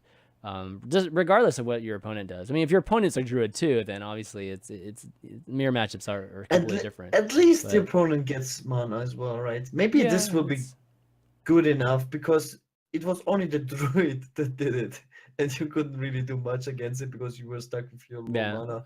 It- It's very unique that now you have to ramp 2. I as mean, like this whatever is deck you play. I feel like this promotes a very control-oriented meta. It You know, will like definitely make the people games will- faster. well, people will want to play control if this card is just really good in the meta. So like over aggro. You know what I mean? Also, I'm Like- guessing people play way heavy card draw then as well because you can just spend your mana every turn. Pretty fascinating card, but it's scary. It's definitely a scary card because it could really warp the meta, or just like easily, okay, Druid's just good. I mean, Druid's already good, so like Druid's just gonna be even better, you know, with this. So I hope it's not as good as we think it's gonna be. Let's just put it that way. I hope it's a Trump 5-star. It's just, and we could be okay with that. All right, next card, we got a 3-mana 2/4 Stargazer Luna. It's the Mage Legendary. After you play the rightmost card in your hand, draw a card. Yes, we finally get one of these type of cards, which is like has something to do with positioning, you know, in your hand. And with this sounds like anything that you top. If you play any cards that you top deck, then you get to draw a card. So kind of interesting. I don't know if it's going to be like consistent enough to play, but there could be some crazy aggro mage that almost anything that you draw, you're going to play instantly. And this like gives you a card engine for that, like arcane missiles and stuff like that. So is this just going to lead to OTKs? You think OTKs? Well, think about this plus Sorcerer's Apprentice plus a deck loads of spells. And you just go Frostbolt, Frostbolt, Fireball, Fireball, like whatever. You know what I mean? Like if you have like 2 or 3 Sorcerer's Apprentice, maybe even more depending. Like, does this card just... What about Cube Mage? Sorcerer's Apprentice and Cube? And then you just play this and start casting spells at your opponent's face. That's a lot of setup. It's a lot of setup. I mean, we're not even talking about early either. Yeah, I'm just saying, like, it's a scary card. Yeah, and if you're drawing cards that cost like 1 or nothing, then you just keep playing it until the game's over. Does Mage really have an issue with drawing cards? Like, I don't. But I'm saying you just kill someone in 1 turn; they have no reaction time, right? Because you just keep drawing every single spell you use. Yeah, it's possible, but I don't know if it's any easier with Luna versus, I don't know, just having a Luna. I mean, people still try to run the you know, the OTK Mage even, you know, right now, right? But it's not nearly as good as it used to be. But so I don't know if Stargazer really helps it. Well, you draw your deck though, right? Late, like, though. But all you need is the setup and then 1 spell on the right, which your deck will be full. So yeah, and then you just kill them. Like, I'm not saying it will. I mean, like, look at this with I don't know, there's loads of cards, but yeah. Like, and we've not even seen any other mage cards yet. This is 1 mage card. Like, if they release any other good spells, like this could be nutty. Actually, it could be. Sorcerer's Apprentice. It could, yeah, it could definitely be. It's interesting because mages have a lot of ways to draw cards right now. Alunith, you know, just everything, basically everything that it has. It's probably got like 3 or 4 cards, 3 cards right now that draw cards. So. All I'll say is it's cheap enough to be a combo card. That's all. Right? It's only 3 mana. Yeah. So it's pretty cheap for its effect. Yeah, I can see that. I mean, I could see just throwing this into aggro tempo mage right now, and it could improve it a tiny bit. You know, just giving a little bit more draw power than strictly waiting for a Luna type of thing. You'd have to weigh the options because you're getting rid of some key spell to do it.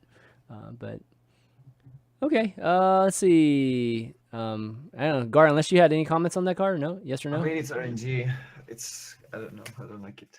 I mean, it is kind of like a high roll card in a way, right? Yeah, yeah. That's how I see it. And if you draw good cards, then it's perfect. And if you don't, then it's free mana. You gotta have a cheap. Yeah, I feel like you have to have a very low mana spell curve, right? And yeah, if you can't play it, then it's just a free mana 2/4. Well, if you play it and you just don't have, like, you draw something bad for your top deck, you're screwed, right? It's a high roll card. Yeah, yeah. But like, you can. It'd be cool if you could shuffle your cards. Like you could reorder your cards. You know, like there was something that allowed you to do that. I'm just thinking, like, for 3 mana, you play it, say turn 10. You have another card in hand that you can play, right? Minimum. So it's probably going to be 7 mana or less, and then you can just probably draw 1 to 2 cards. And it might not be a massive combo, but it might be good enough. We'll see. Maybe it's a cool card. Actually, you know what? Maybe that's what's going to happen in the next mage card or something. There's going to be another mage card that allows you to shuffle your hand or some, you know, like do something different with your hand. I wonder if that's any maybe some type of clue into that too. Hmm. But anyways, this is the first time they're doing that. These are the kind of things that I think we've seen in like a lot of custom cards. So really cool. I mean, I'm glad they're doing this type of thing. And the last thing is Myra's Unstable Element, which is the rogue legendary. Draw the rest of your deck. Excuse me. 5 mana. It's a spell. Just draw the rest of your deck. Like, okay. Every class is getting a legendary spell, right? And this Yes. is the rogue one? Yeah. That's another thing about this expansion. We're going to actually have legendary spells for the first time. This has to be good, right? I mean, imagine in an aggro deck, you just splurge your hand onto the board in the first 4 turns, and just draw 10 cards to try and win the game. Maybe not even that early, but just saying. Imagine Odd Rogue, right? You run out of cards halfway through the game, and then you just go whatever, 5 mana, draw a full hand, let's go. Like, I don't know. The card seems pretty decent. it's like a Lunith on drugs, basically. It's definitely a weird card, Yeah. and it's one that we've never had to deal with even close to this kind of effect before. But I think if Hunter had this, oh my lord, I'd love it. It's so sick. Hunter already has this in the form of a weapon, dude. in a way, it kind of right, like a full reload, right? I mean, there's no negative impact to it. Like this one actually has a negative impact. This would be fatigue instant. Like you have to kill the guy. Probably in the next 5 turns. Build your deck to kill them. Like that's what I don't know. Like maybe not. It's interesting. And it's odd as well. It's odd as well, so it could be played in Odd Rogue. Yeah, what if you play full burn? You play Sinister Strike, you play Cold Bloods, Leroy, all the burn. Oh my god. And then you play this, and then you draw full burn. Like you're already super aggressive. You have all these cheap minions to just do damage. And they're all odd, so you can put that in Odd Rogue, which is already like screw Odd Rogue. Let's just say you put a bunch of chargers and face spells in it. That's it. And then you draw. Yeah. Yeah. That could be pretty interesting. I mean, I think it could be strong. Okay, my experience with these kind of cards is the last 2 we got were DKs and legendary weapons, and most of them are you draw it, you play it, you win the game if the opponent doesn't have an answer. If he doesn't have his own DK to fight my DK, I will win. If I play my Skull of the Manari and you don't have a weapon removal, I win the game. And I have a feeling that these spells might be the same. Yeah. I draw it and I will probably win the game. So the way I see this card is you play in super aggro, right? And then my question is, after turn say 6 or 7 in a highly aggressive deck, do you ever draw your deck? No, you never go to fatigue, right? Do you ever even draw 10 cards? Probably not. You've either won or lost by that point. This makes you draw 10 cards. Screw the rest of your deck. You were never going to draw anyway. It's a hero card. Go. Yeah, but it's insane. But it doesn't make for. I mean, this is like anti what they did with Witchwood. You know, like I feel like I was hoping like with this expansion they would just kind of build upon Witchwood and kind of like ease its way into like power level again. This is just literally like what Gaara said. Like it's like high roll. You either just beat your opponent quick, or it's like doing an 8/8 Van Cleef, 8/8 or a 10/10 Van Cleef early on, and it's just like, okay, that's it. We're just gonna go all in. We're literally go all in super early, and we win. If we don't, we just lose. But this is pretty much the style of play that you're gonna have. Is that not what an aggro deck is anyway, though, right? Yeah, but like, highly aggro deck. Yeah, but usually there's more finesse going on in there. This is zero it's just finesse. Like such a high power spike card. It's it's so Come on, the finesse is drawing your deck in one turn, guys. Come on. The finesse is putting face. Yeah, putting literally chargers in. Look, the finesse is putting Wolf Rider in your deck. Exactly. That's Wolf what the riding finesse it again, is, guys. man. This card is super high skill, Kim. A lot of people in chat didn't think it's going to be good. We'll have to see. I think this will be played. Strategy to play this card. Drawing cards is often pretty good. That's my analysis on the game. It's the most powerful thing, I think. Arguably the most powerful thing. So, all right. Well, anyways, cool cards. I mean, lots of discussion. We were just talking about these cards for like the last 30 minutes, and they only showed us like 6 of them. So, lots of goodies coming our way, in the near future. I guess it's just full out card announcement time, right? So, I mean, if they wanted to announce the expansion next week, then probably not yet.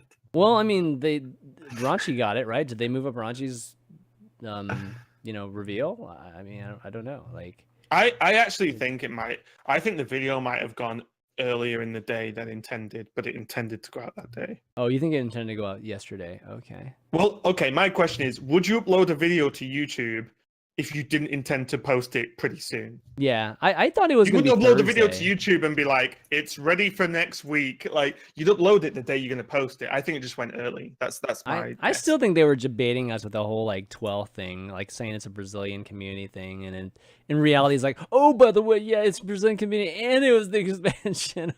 Like, why would they send a graphic for a Brazilian community thing? I just, no offense to the Brazilians, but it's very strange that they would send something that looks very global, like from a graphical way, just saying something about the expansion or something. I don't know, anything. So I don't know. It was pretty interesting. Whatever it was, I agree with you, Raven. I think it was this week sometime. You just wouldn't take the chance of posting it to your YouTube video like that. Mm-hmm. I think they might not ever post it to the YouTube video ever again until they're like literally ready to launch the puppy. I honestly wouldn't have been surprised if they did it on purpose. You think Leak. so? Okay. Yeah. Okay. I mean, it wouldn't be People the do first it, company to yeah. accidentally leak something Kappa, would it? You know what I mean? Like, it's literally a marketing strategy a lot of the time. Yeah, absolutely. Okay. Let's see. Anything else in terms of the announcement? I think we covered it all, right? The thingy sounds cool. The adventure style of the. Oh yeah, we didn't even talk about that. Yeah. It's like puzzles. lethal puzzles and Yeah. survival puzzles, and Yeah. you've got to mirror the board exactly. Yeah, dude, I like puzzles. So that. all man. that, like, Yeah. also it kind of like low key teaches people to play the game, which is it's like a high level tutorial, actually, isn't it? Yeah, we talked about. I mean, fun. this is Gaara. I'm not sure if you partake or back when Jackie and Allie were here, we were doing these host challenges, right? And it's basically this kind of thing. It's like playing Hearthstone in a different way. Like you don't have to just win. Like you can actually try to do these silly things that interact with, if you're a streamer, interact with your stream, and with the show, interact with our actual viewers, and that's what we were doing before. We were like, one of the challenges was like, let's get all 7 giants like on the board, and take a screenshot of it, that sort of thing. This is basically that, along the lines of that. So they'll have puzzles, like Raven was saying. Let me actually bring the page up. It's like lethal 4 or challenges. 5 different types, I think. Yeah, lethal challenges. Mirror the board. Let me see. It's at the bottom of this page here. Yeah. Clear the board. I figured out a way to clear the board too. Yeah, it looks like clear the battlefield of minions, and then survival, which is survive the enemy hero, which I'm not sure what that is. I mean, survive the enemy hero, isn't that just like regular? Enemy hero power. Enemy hero power. Enemy hero power. Okay, So they'll have like hero power that does X, right? So yeah. So apparently there's over 100 of these, which it's actually pretty sweet. Yeah, I think this is going to be a lot of fun for a lot of people. So, this expansion is going to be packed with some pretty new and cool things. Lit. All right. Yeah. Okay, well, we're going to do some Q&A here. I don't think we're going to have time for Mechatorx, unfortunately, but we got some new cards, so we're kind of talking them. We're going to have to save them again. I know some of you folks have been sending them in. But before we do, I want to give a shout-out to just some of our supporters on Patreon. If you want to support the show, go to patreon.com/valuetown and make a pledge. Any donations, like, really, really help out. Help us with just continuing to do the show. But I want to thank Mike T, our legendary producer, as always, and then some other patrons: Bryce L, Dave C, Chris Chilmaw, Blake T, Eric L, Jackpot777, Enburst, Gabriel G, David H, David F, and Andrew C. Just to name a few. And, we try to do this every single week. So if you guys have been listening for a long time, we do. And we always eventually get to every one of our patrons. So thanks a lot, guys, for doing that. And you guys are the best. Also, those of you that don't watch it every week, we're also, of course, an HSReplay.net show. So, go to HSReplay, find out the latest stats, find out what you should be playing at your rank, at your region. And, hopefully you'll be climbing the ladder super fast, like right now, especially in the middle of the season. Okay, going to Q&A here. We've got a few questions here. Ahmed N, our good buddy, asked, was this the most diverse meta in the history of Hearthstone? And I think the other question we have is from somebody, Okay, well, I think somebody else also asked something similar, so I'll just add on. If not, what was the most diverse? You The know, beginning. which one? You can't top the beginning. In the beginning, you could play all 9 classes in like 20 different decks. I remember the class. Yeah. Okay. But they're all bad, right? So what? Like, yeah, but I mean, okay, the beginning of any game is the most diverse And meta. Nax- because Nax it's was- not it's not a meta, right? No one knows what they're doing. Like, That's great. Yeah. I think this is the most diverse meta. I think at championships there was only one class that wasn't banned, which was Warrior, and that's all because only one player brought it. And Yeah. faced a lineup and faced a group that didn't want to even remotely ban Warrior. So all 8 classes were banned in one championship event. Like, it's pretty crazy. Actually, it almost never happens, or has never the happened most before. diverse meta with HSReplay.net and all this basically solved Hearthstone in like Net deck. 12 Yeah, hours. basically the net deck in the net decking world where everything is very, very available to everybody. This Very- is by far the most diverse meta and an achievement in my mind. Like, it's how can we have 15 decks that are viable right now? You know, like that's so hard to do in this day and age of Hearthstone. So I don't think there's even GVG wasn't this, or Naxxramas wasn't this. Naxxramas probably had like eight decks that were super viable. I mean, they were all different classes. If obviously, we but- had like all these tools that we have available now, Mhm. all these websites, HSReplay, we would have solved it way quicker. yeah, It's because of that. Like now to achieve that is super hard with all this. But also, I don't think there's really the presence of an all powerful deck, right? Mhm. Like look at something like Patron Warrior when it had Warsong. Like, that deck was just absurd. The meta had to beat that deck. Right now, whatever deck you choose, it beats like a good chunk of it and gets beaten by a good chunk of it. So Well, we can there's just no look. like you don't build a deck to beat one other deck. I mean, To beat like sorry, you don't build a deck to beat the best deck. You build a deck to have the best matchups versus the most decks right now. Because you I mean, look can't at- just be like, I'll beat the Warlocks. It's like, well, which Warlock? Exactly, Cube, Even, Zoo. It's like, what do you want? It's too hard. Like, you can't do it. I mean, just even look at the power. Like, here's just the general class power rankings, right? Just look at the range between the win rates. You know, like it's small. You know, like this is very, very tiny and close. I mean, there is a little bit of haves and have-nots right now at this second, but the last 3 months, this has been so tight. You know, like and usually it's super tight in the very beginning of an expansion, and then it just like increases. This usually gets down to like a 46, like the worst class, but this is at a 48 right now, so it's kind of crazy. Popularity is just based on a lot of different things, so that's not as much indicative. But the win rate is indicative. Popularity is based off Twitch. viewership. Exactly. But look at the Warlock though right now, 26% basically. That's insane, man. That's how many people are playing Warlock just from rank 4 and up. That's nuts, man. I mean, that's also very, very heavily impacted by HS Replay, right? Yeah. If it is. HS Replay says one deck has the highest win rate across everything, so the most It is, people but look go at on. that. But look at Paladin. Look at Paladin 7.1%. Look at Paladin's rank win percentage, right? So normally that like is up. It's normally closer. That would mean Paladin would be up and up, right? But Paladin actually came down from last week, so that's. But is that because Warlock's gone up though? I don't know. I don't know. Yeah, I don't know. It's kind of the win percentage went up, but yeah, I mean, Yeah. you would think that because Warlock's good, then I guess, but yeah, odd Paladin would take a hit, but anyways, yeah. So to get back to the question, yeah, definitely right now I think is the clearest, and again, when you're probably wondering like, what am I talking about when I say, how is there 15 decks viable or whatever? Well, if you.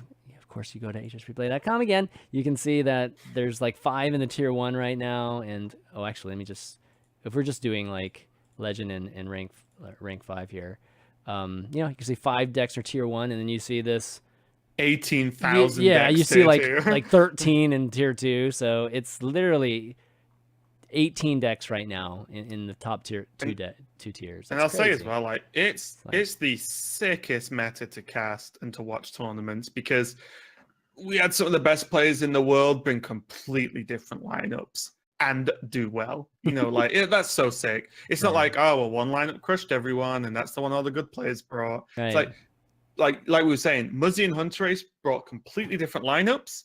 Team 2 of the best players in the world. Like, there's got to be something said for that. That's insane. Well, it's cool because the players have to choose their line. They have to pick between like different decks for each class in their lineup. That's the limitation of the structure, is that you can only pick classes.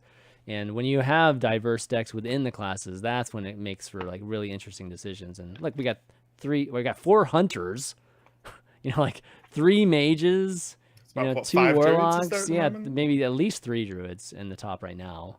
I mean, in the past we've had literally 4 to 5. But even it's like Malagos, Big, Token, and Ton. I mean the Token and Ton are just a little bit weaker right now, right this second. But so sick times, definitely sick times. Let's see. Next question we got here, Cameron M. He says, what are an example of specific strategies that pro players implement that give them a higher win rate when using the same deck as an amateur player? Here's an example he gave was Zelay and Amnesiac immediately choosing to go Fatigue in the DreamHack final. That was the Druid matchup, right? Where they went Druid versus Druid. And DreamHack, I think he was talking about DreamHack Austin, I believe. But so is there, like, Gaara, that's a good question to you. Is there any specific things that you feel like pros do regularly, with the decks that are currently being played a lot, that amateur players just don't do or really, really miss? I think they're just smarter IQ wise. I think the best players in the world right now have higher IQ for sure. Like, we're like at a point where it's very hard to compete with the best players. I think they see they see more lines. I know that because I talk to them like all the time. They see more lines and they see them quicker. They see things you wouldn't even see if you would rewatch your own game and analyze your own game. They would see things that just doesn't pop up in your mind. Is that just like more? Is that more like games? So they've experienced these lines, or is it just like they just know the game so just better and they can see lines that. First thing is they're extremely smart. Second thing is I know that actually Tempo Storm, the best players, are working together with like Fate Karma right now. Like you can say that the best 10 tournament players in the world are working together, talking about lineups, talking about plays. They will figure stuff out that the average player will not. I was just going to say, any good player at the moment has a good practice group. So instead of one person thinks of stuff. That's not how the game works. Like all of them, like Hunter Race, everyone has like a group. For example, that example one, I'm not sure if that's how you should play the matchup, but Zelay and Amnesiac, right? They both knew that going to Fatigue at that time was deemed the correct strategy. Why did they both know that? Maybe because they play together or they play with people who do play together. With each other before right, whereas imagine if you're on ladder and you play the token, or you're playing against a pleb or amateur player, whatever. You think that amateur player is going to think the correct way to play Token Druid Mirror is to not play anything? They're never going to think that. And then the not play anything punishes the player who plays first normally. But I'll also say as well, I feel like every amateur player just can't mulligan, and the pros are extremely good at it. Like, most amateur players don't know what to mulligan for in any given matchup. HSReplay.net and figure out what to mulligan too, guys. They actually will, like, I mulligan for my 1 drops, 2 drops, 3 drops. Or as Druid's the slightly easy one. I mulligan for ramp, right? But, like, look at Warlock mulligans, they're rogue mulligans. Like, a lot of them are actually quite difficult based on what matchup. And amateur players, I'm pretty convinced, have mulligan strategies for their deck, but not for their matchups, if that makes sense. And I feel like that, like, mulligan for me at least, I feel is the hardest part of the game. To actually get that mulligan right. It's very hard. I think that's we get a request for that feature all the time. Basically, can we get basically our mulligan guide for matchups, right? Versus matchups, and not just general. Damn it! Are you making that an overlay? So it's not an overlay. I'm talking about, and it goes mulligan this and this. It doesn't do that. Oh my god, that would actually be pretty sick. That's not a bad idea, actually. I might have to put that down, Raven. I'll take 10%, don't worry. Right. Yeah, I think you're right about that. I think also another thing too is that I think a lot of amateur players don't know the match, like know that they're not supposed to win matchups like right away, unless it's just like egregious ones, like ones that are just obvious that you're supposed to lose to it. But I think even just like the closer ones, they don't know like how much of an underdog they are, and I think when you know you're an underdog, you will take more aggressive lines. Just like you will take chances like earlier in games. And a good example would be like Shutterwalk games. And we've seen people. We talked last week with Bunny Hopper about this. There's some people that made some bad decisions, obviously, in the summer championships, but you could at least see them making those choices where most amateur players do not make those. Like when they play Shutterwalk, they just play to the end, right? Like you just keep playing until you get every single battle cry and that sort of thing. Where the pros actually play that line, a decent amount of times, where they just go for, the actual fill the board Shutterwalk strategy and not the crazy battle cries. So Yeah, people also don't play to the hand. It's something you should learn relatively early. Yeah. But if you're playing Zoo and your hand is Soulfire, Leroy, Tar Creeper or something, like your game plan is to kill your opponent very quickly and almost certainly ignore most of their stuff, because you can't win the trading battle when your hand doesn't tell you that, right? Like you have to play aggressive if that's your hand. Whereas if you have no burn in your hand, you have to play for the board because that's also what the deck does. But Yeah. I think people gets too set in. It's like the Malygos deck, right? The problem people are having at the moment with Malygos Druid is they're trying to OTK every single matchup. And in most of the matchups, you don't have to OTK them. Mhm. You just play the deck that happens from Malygos Double Moonfire in it. But people are like, oh, this deck does this one thing. That is what I will try to do every single game. And that will lose you a lot of percentage as well.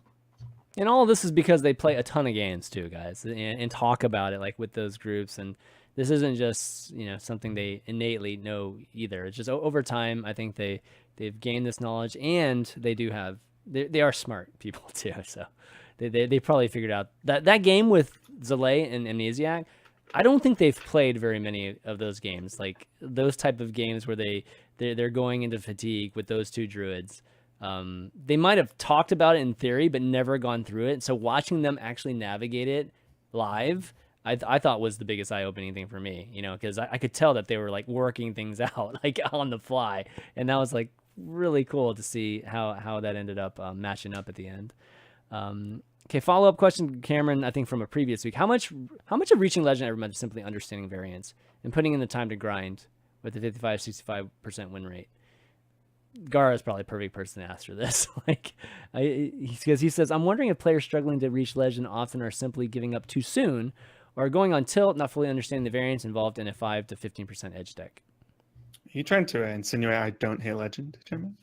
No, it's just like, I'm just saying, joking. Gaara gets to legend on 3 ladders, okay? So clearly he's being more efficient than we are. I actually, I was thinking about it the other day. I might actually be the player that reached legend the most times in the world. Okay. Because, just exactly like the amount. Not like, I'm not saying the fastest right. way anyway. Because I was the first player in the world that played on 2 servers. Like, I had to make, in the very few first seasons, you had to make an extra account. Couldn't play on multiple servers. And since then, I'm reaching legend every season. Like, now 3 servers for many years.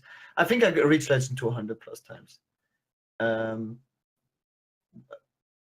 Sometimes it's just harder to solve the meta, but it was never really difficult to. I think once you reach legend 50 or 60 times, you just know what you have to do to reach legend, right? Even when things are going bad. Yeah. Even if you're stuck on, let's say, rank 4 for multiple days in a row, to not tilt. I think the most important thing is to not. I saw actually people that messaged me that said that they played for 24 hours, they dropped from rank 2 to rank 4, went to sleep, then woke up and reached legend in like 3 or 4 hours. Yeah. So it was streaky, super, man. It's streaky. It's very time inefficient and bad if you're exhausted to keep playing. So many do that, right? They keep, oh my god, I just dropped the rank. Now I will just play till I get my rank back. And then they drop another rank. And then they're like, okay, I just want to get at least 1 rank back. And then they're away for 20 hours. Your brain can only do so many decisions per day. And fatigue is you have to be, it's a mental game, right? Hearthstone it is. Yeah, I also think as well, it's keeping up to date on how your stats are going, because if you're playing a deck and then that day or over 2 days, you are actually you say your deck's weak to Paladin, you're playing Rogue, right, on ladder, and you face like mostly Paladin, you should either switch deck after a decent amount of games or just stop and try tomorrow or at a different time, because the more you think, oh, well, I've got a 60% win rate, this is going well, after like 2 days of like mainly facing one deck that you're losing against, you should probably just switch if you can. But also that's like a tough line to walk, because I know some people who like lose a game and switch because they're angry, and then lose a game and switch because they're angry, and that's also no good. So I think like just like you said, Gaara, just not telling, keeping a calm head is actually important. Because you just as much as you get hyped when you win 6 games, 7 games, 8 games in a row, but you could just lose 8 games in a row, but it's fine, right? That's the game, right? That's the way it works. And this is all assuming.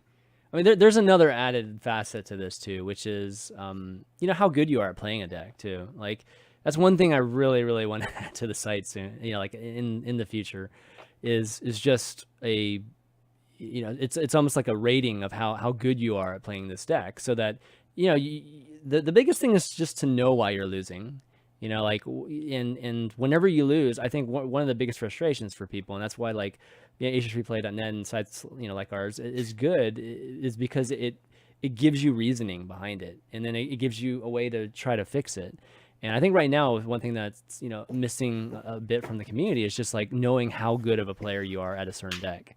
How are you compared to the average person that plays even Warlock right now? And because if you just look at the general stats and it says that you should be winning and you're losing, then it's like super frustrating you, right? And it's just like, why am I still losing, even though like most people are having like a 58% win percentage?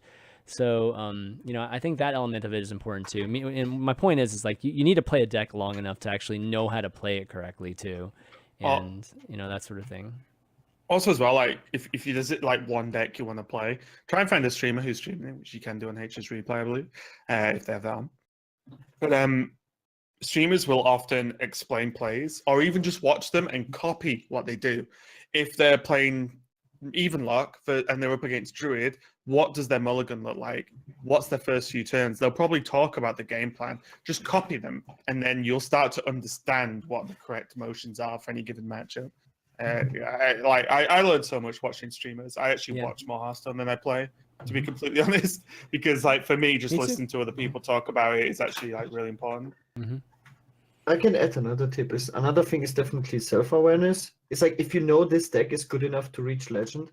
Let's say if you play a deck that someone got rank 1 Legend with, you just have to know this deck is good enough to reach Legend if this guy reaches rank 1 Legend with it. So if you keep losing with it, then you're either not playing it good enough, or you're tilted because you're losing too much, or the meta right now at this moment is not good enough, so you should take a break.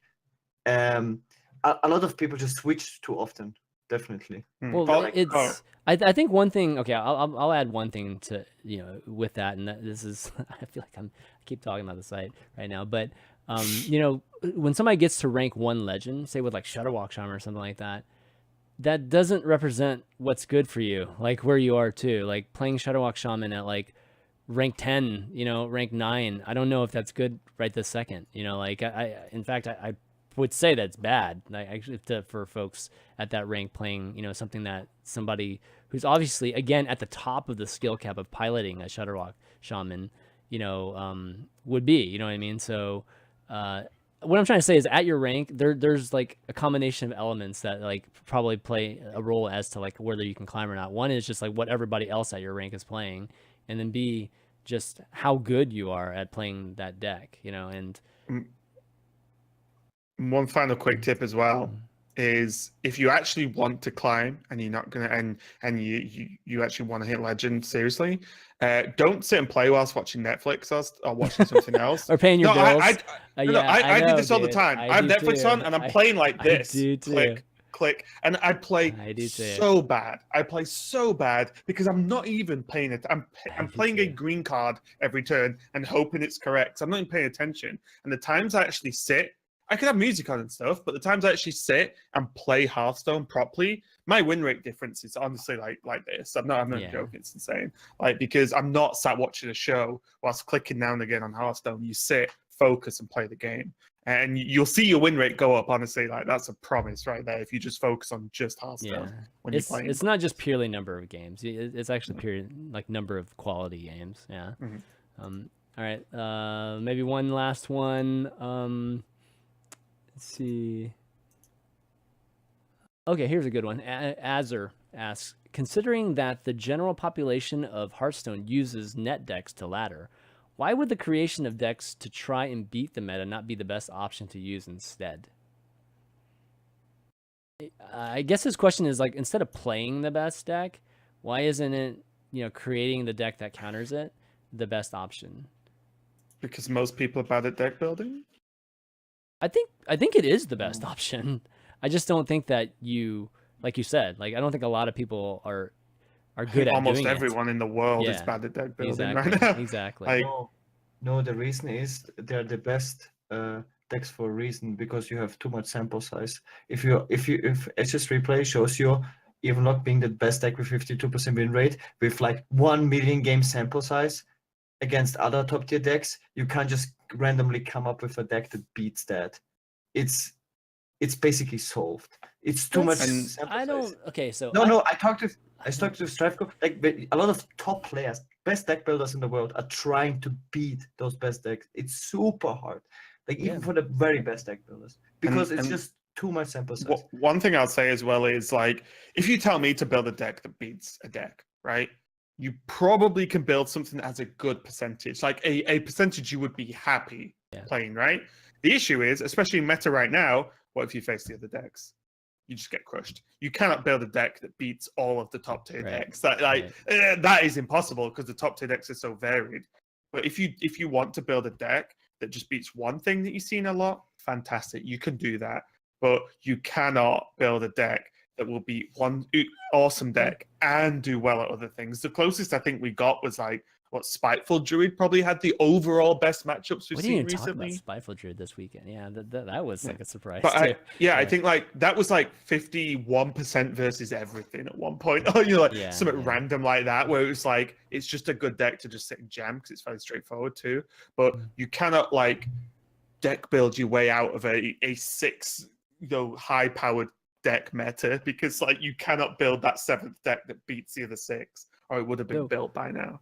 I would say, just kind of like a devil's advocate here. It's like, I think that what Azur is suggesting happens on a daily basis. Like, I just don't think, like you said, Raven, you can't look at it from the standpoint there's like one deck that's going to beat everything in the meta. No, you're just looking for the deck that beats the top thing in the meta, and kind of trying to figure out, and then how it does against maybe the next best thing, and then kind of working your way down.